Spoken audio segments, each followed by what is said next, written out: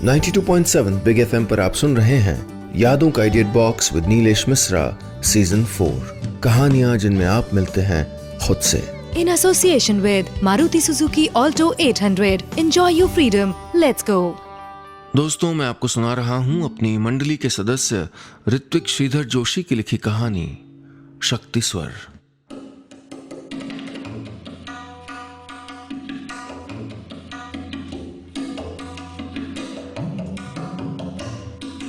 कहा जा सकता है कि वहां ऑडिटोरियम में मौजूद हर व्यक्ति अपने शरीर के बाहर आके खड़ा था, उस रूप में जिसमें भगवान उनको देखना चाहेंगे।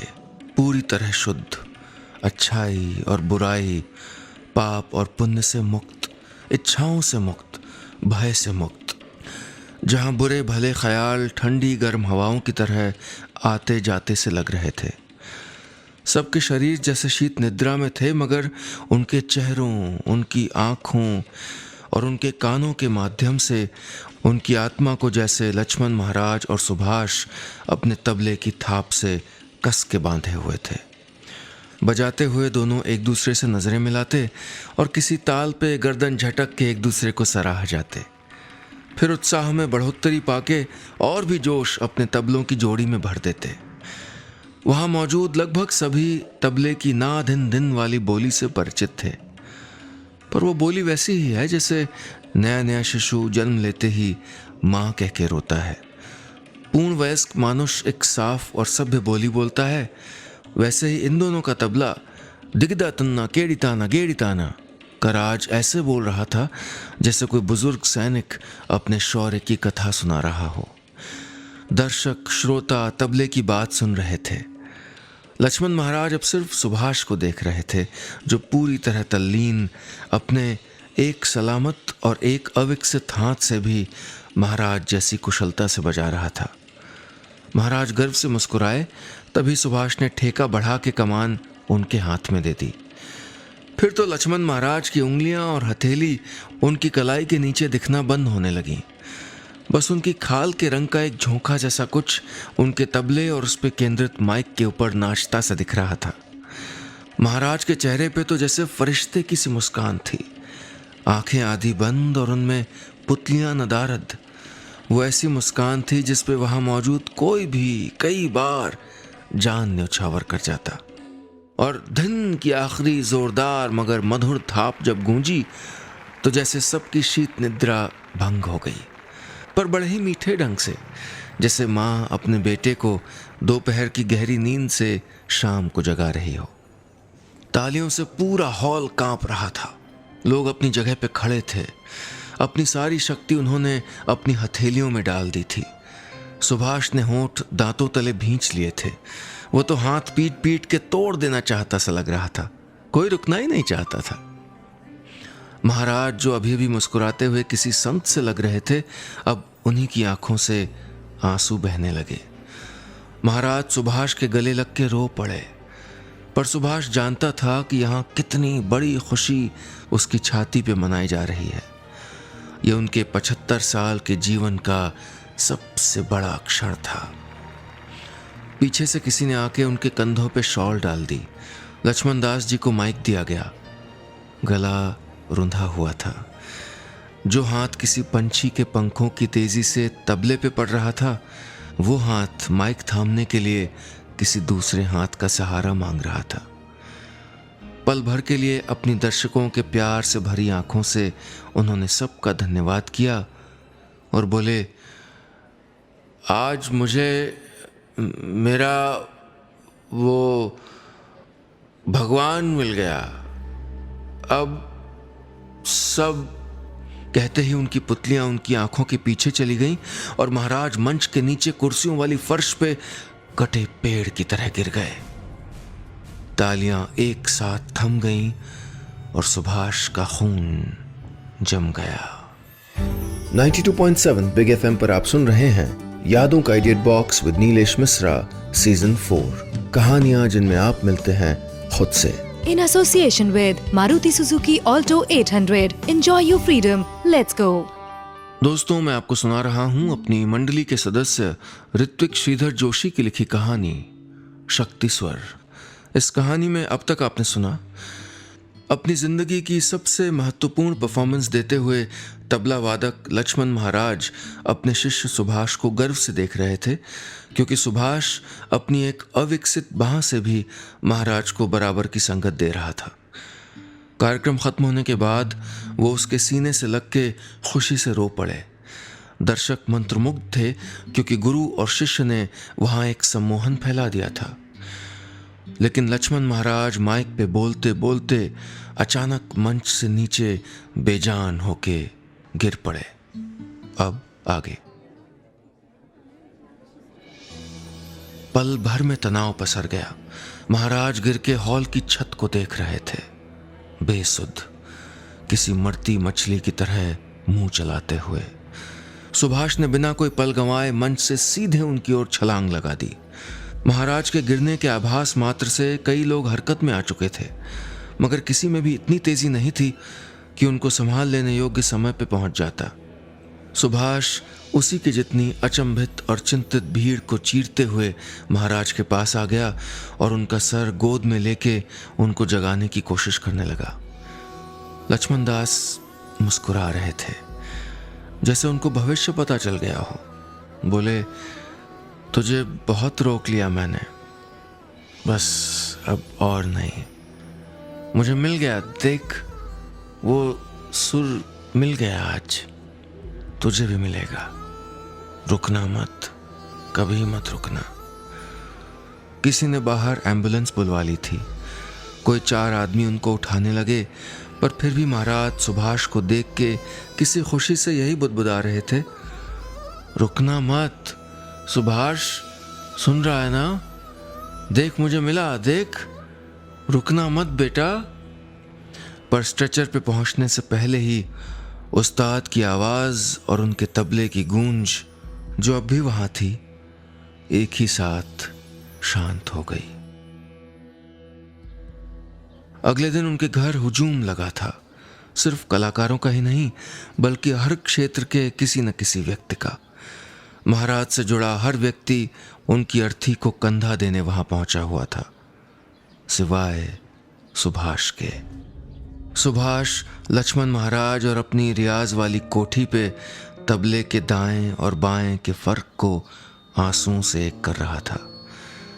सुभाष की एक बांह कलाई के ऊपर विकसित नहीं थी, मतलब उसके पूरे हाथ में सिर्फ कंधा और हथेली ही उन्नत थे। धिन्ना, टिट टिट धिन जैसे शब्द तबले को समझाने के लिए नहीं बनाए गए। तबला ये बोलता है। सुभाष का हाथ महाराज ने ऐसा साधा था जैसे लगता कि वो अविकसित नहीं, बल्कि तबले के लिए बना कोई औजार था।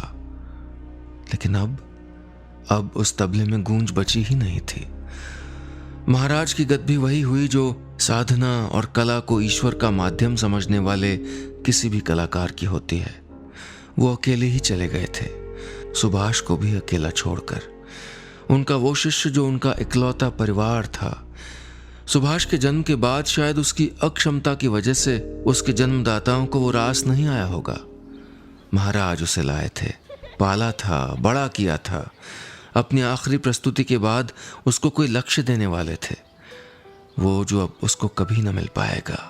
बिना लक्ष्य का मनुष्य क्या सोचता होगा, किस तरह का खालीपन महसूस करता होगा।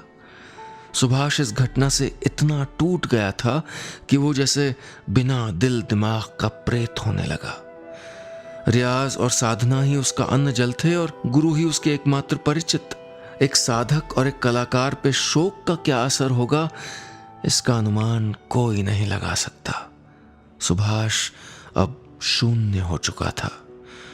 लक्ष्मण दास जी की अंत्येष्टि हुए 15 दिन बीत गए, सुभाष के सबसे मुश्किल 15 दिन। उनकी मुस्कुराती हुई तस्वीर कोठी में टांग दी गई, मगर सुभाष के मन में उनका मरता हुआ चेहरा पूरी तरह जीवित था। सुभाष की स्थिति अब भी वैसी ही थी जैसी महाराज के गुजर जाने वाले दिन थी। वो अब धीरे धीरे बेकाबू सा होने लगा था।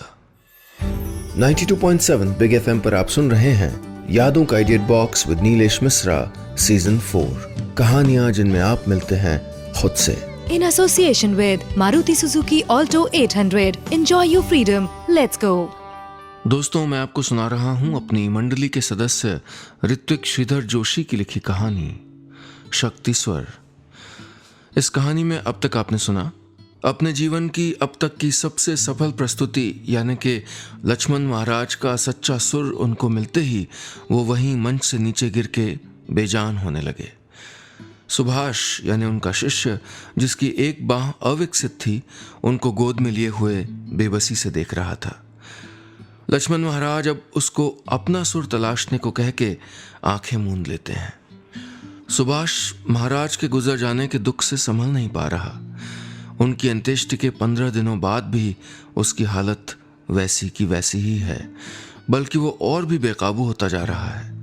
अब आगे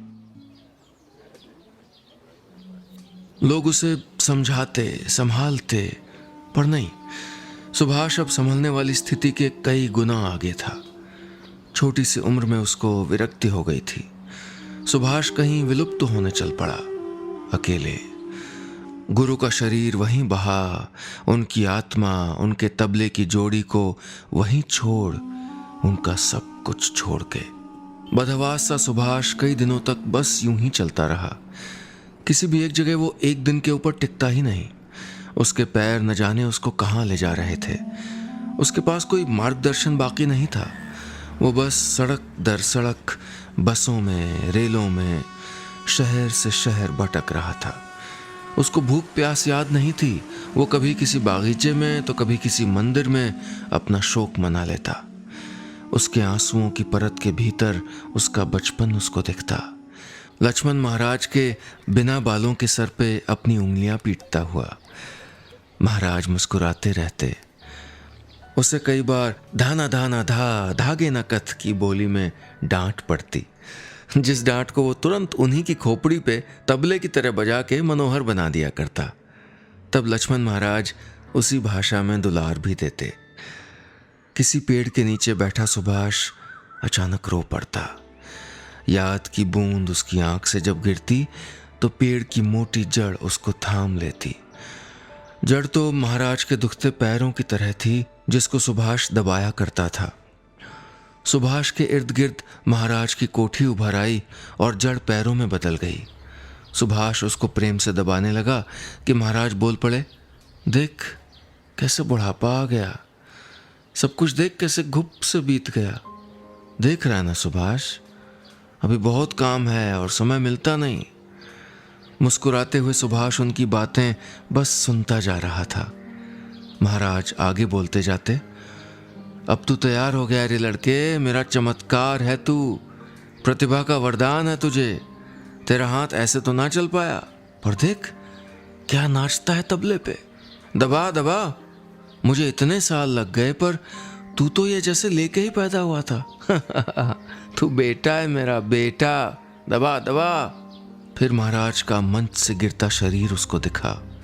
महाराज के अंतिम शब्द गूंजे, मुझे मिल गया, देख वो सुर मिल गया, आज तुझे भी मिलेगा, रुकना मत, कभी मत रुकना। और सुभाष के हाथ पेड़ की जड़ नोचने लगे। पता नहीं कैसे, पर उसके अविकसित हाथ में उसके सही हाथ से ज्यादा ताकत भरने लगी थी, जिससे वो छाल उधेड़ता जा रहा था। उसने अपनी हालत बाढ़ में बह चुके किसी बेघर जैसी कर ली थी। क्यों कर ली? बस किसी बाढ़ में सब कुछ खो चुके भूतपूर्व रईस से पूछ लीजिए, जो कभी लक्ष्मण महाराज जैसे प्रेम और संगीत के समुद्र में गोते लगाया करता, आज जैसे उसका समंदर किसी ने पी के सुखा दिया हो। यह वियोग था। वियोग में बहते किसी शहर के किसी गलियारे से, वहां कूड़े में मुंह मारते जानवरों से लड़ते भिड़ते बदहवास से सुभाष को एक बांसुरी की मधुर लहर ने जैसे झकझोर के जगाया। संगीत का रक्त लिए हुए संगीत की ध्वनि को कैसे अनदेखा करता। सुभाष लहर की दिशा में दौड़ पड़ा। 92.7 बिग एफएम पर आप सुन रहे हैं यादों का idiot box with Nilesh Mishra season 4, कहानियां जिनमें आप मिलते हैं खुद से। In association with Maruti Suzuki Alto 800. Enjoy your freedom. Let's go. दोस्तों, मैं आपको सुना रहा हूं अपनी मंडली के सदस्य ऋत्विक श्रीधर जोशी की लिखी कहानी शक्ति स्वर। इस कहानी में अब तक आपने सुना महान तबला वादक लक्ष्मण महाराज अपने शिष्य सुभाष के साथ अपनी सबसे सफल प्रस्तुति देते हुए अंत में उसी की गोद में उसकी एक अविकसित बाह पे मुस्कुराते हुए दम तोड़ देते हैं। जाते जाते कह जाते हैं कि उन्हीं की तरह उसे भी अपना सच्चा सुर पाना होगा जैसे उन्होंने आज पा लिया।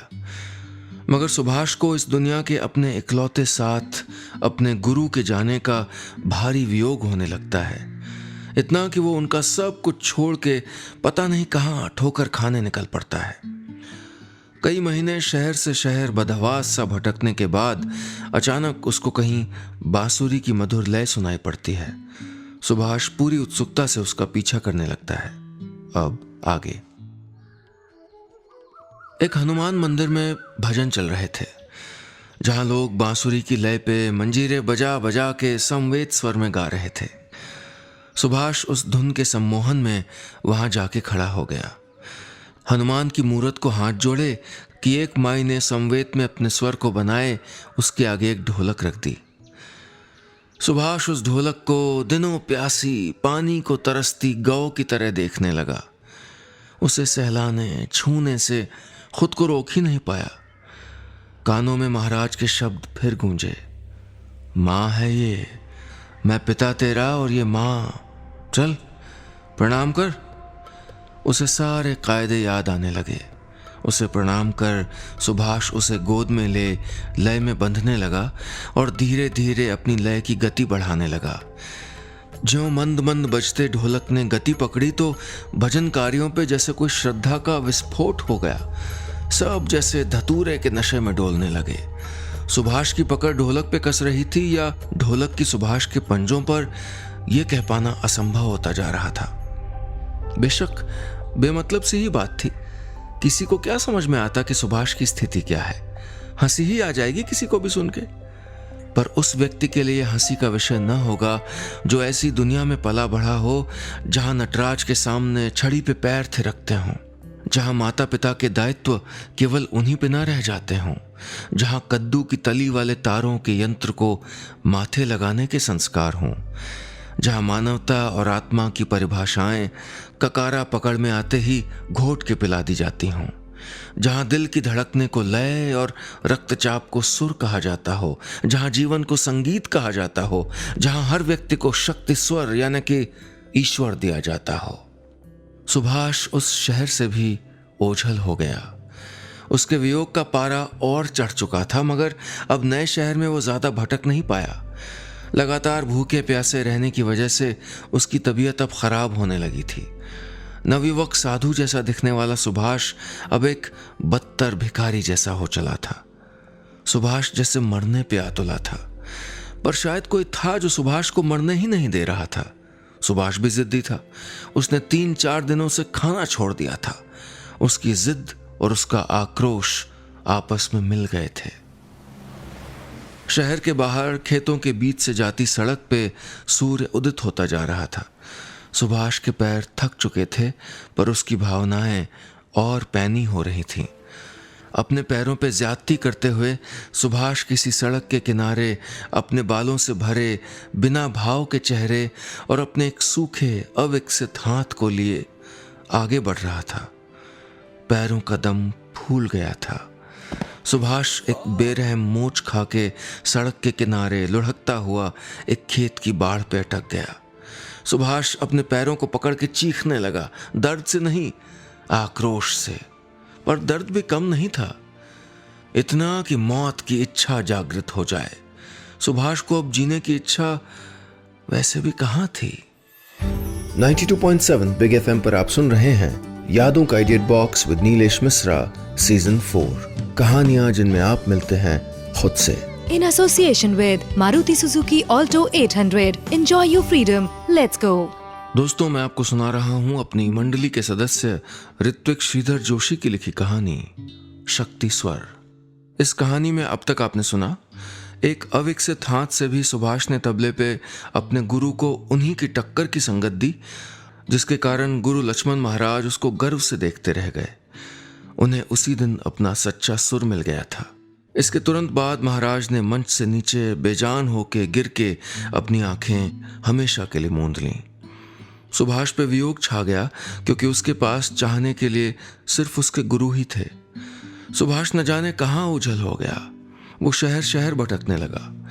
बीच में एक मंदिर पे उसे ढोलक पे हाथ रखते ही अपने गुरु के साथ बीते लम्हे याद आने लगे। वो वहां से भी उठ के और बुरे हालात में ओझल हो गया। चलते चलते सुभाष के थक चुके पैर ने मोच खाई और वो सड़क किनारे गिर के चीखने लगा। अब आगे।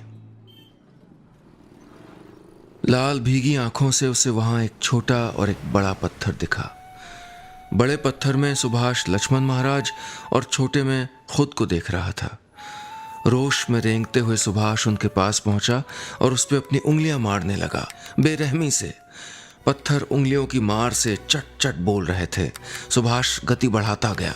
अपनी सारी साधना उन पत्थरों पे निकालता सुभाष अपनी उंगलियां नीली करता जा रहा था।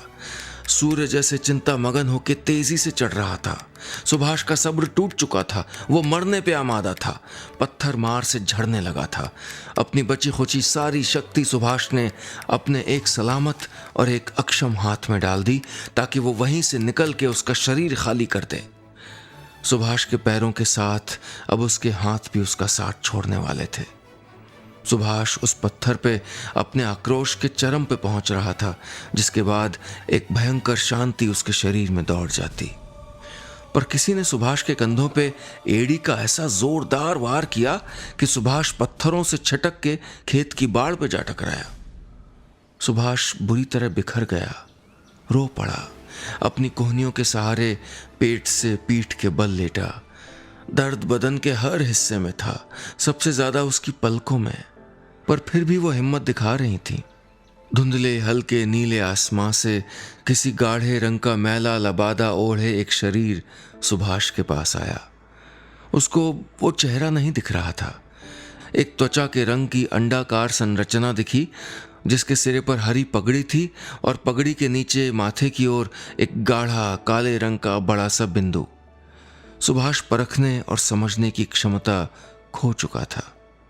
बस देख रहा था। क्या जिद है तेरी?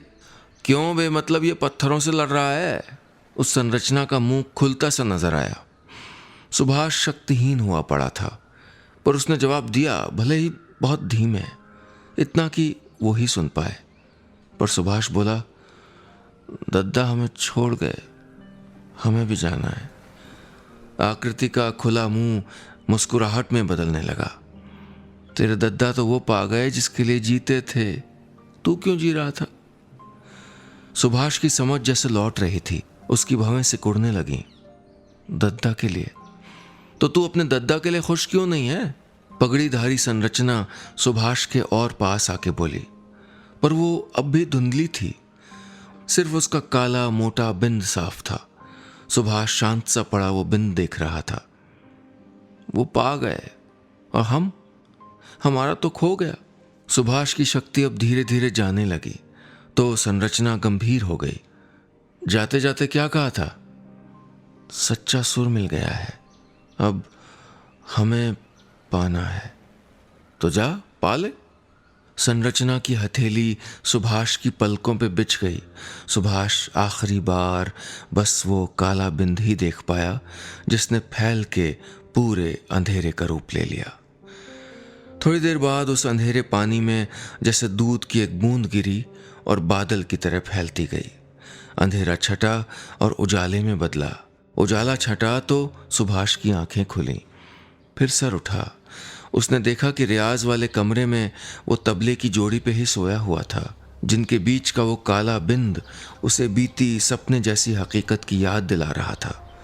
सुभाष ने अपने शरीर की ओर देखा। उसने एक कढ़ाईदार कुर्ता पहन रखा था। इत्र से कमरा महक रहा था। शाम हो रही थी और तभी किसी ने दरवाजा खटखटाया।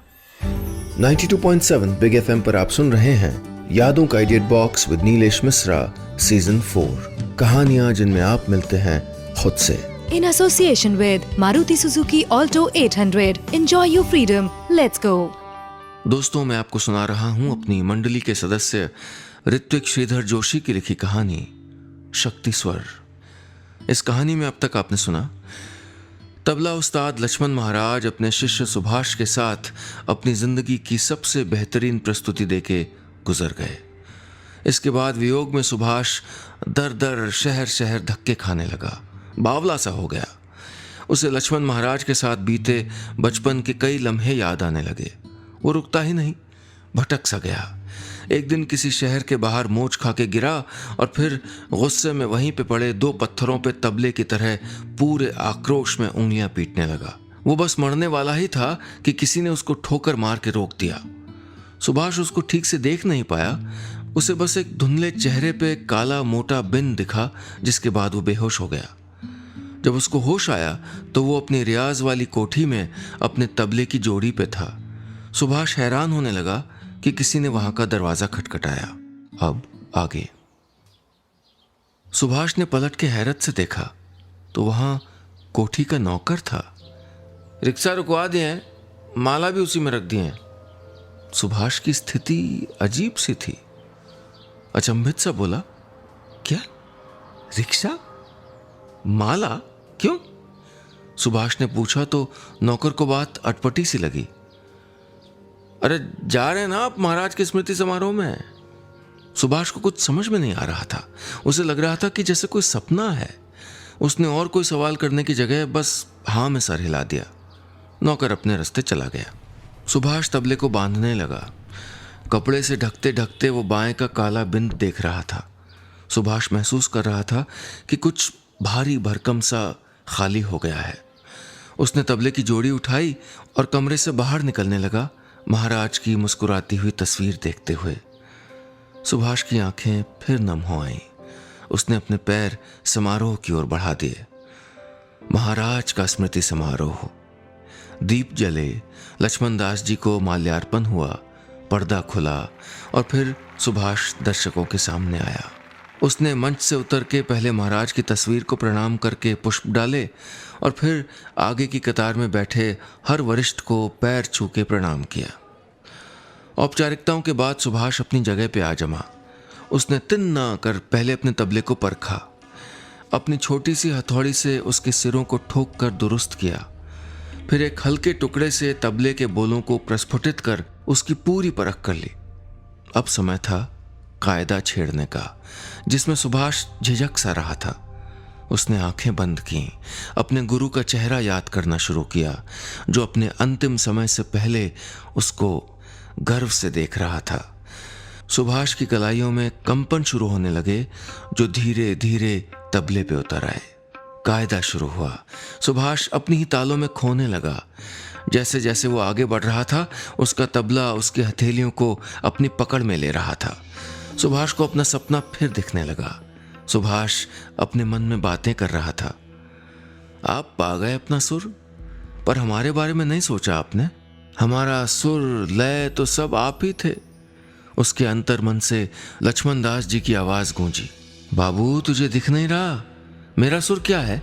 मुझे वो कब मिला, बता तो। सुभाष को महाराज की आखिरी प्रस्तुति के दृश्य दिखने लगे। यहां उसका तबला अपनी पकड़ मजबूत करता जा रहा था। सुभाष ने पाया कि महाराज खुश होते जा रहे थे। सुभाष को हैरानी थी कि महाराज का ध्यान तबले पे ना होकर सुभाष पे था। तभी सुभाष ने ठेका बदला और महाराज का ध्यान गति बढ़ाने पे चला गया। क्या पता चला? महाराज ने उससे पूछा। सुभाष की धड़कन अब उसके तबले के साथ दादरा पे थी। उसे उसके जवाब मिलते जा रहे थे। महाराज का वो चेहरा दिख रहा था। महाराज ने फिर पूछा, मेरा सुर क्या है सुभाष? सुभाष के हाथ थम गए। ऑडिटोरियम में तबले की गूंज उसकी दीवारों से टकरा के बिना किसी विघ्न वापस आ रही थी। सुभाष के होंठ तबले के माइक के पास आए। वो बोला, मैं हूं दद्दा। महाराज ने आखिरी सवाल पूछा, तो तुझे क्या मिला? सुभाष की आंखें कुनकुने आंसुओं से भरने लगी। होंठ माइक के और पास आ गए। बोला, मिल गया दद्दा। और तालियों से ऑडिटोरियम भी बजने लगा। सभी अपनी जगह पे खड़े थे, खास तौर पे आगे की कुर्सियों पे बैठे बेहद बुजुर्ग लोग। सुभाष जड़वत बस उनकी तालियों में अपनी ताल सुन रहा था। बस इतनी सी थी ये कहानी। दोस्तों कहीं जाइएगा नहीं, क्योंकि थोड़ी देर में वापस आता हूं लेके आपका पुराना पसंदीदा ऑडियो पोस्टकार्ड। सुनते रहिए यादों का idea box with Nilesh Mishra season 4, कहानियां जिनमें आप मिलते हैं खुद से, सिर्फ 92.7 बिग एफएम पर।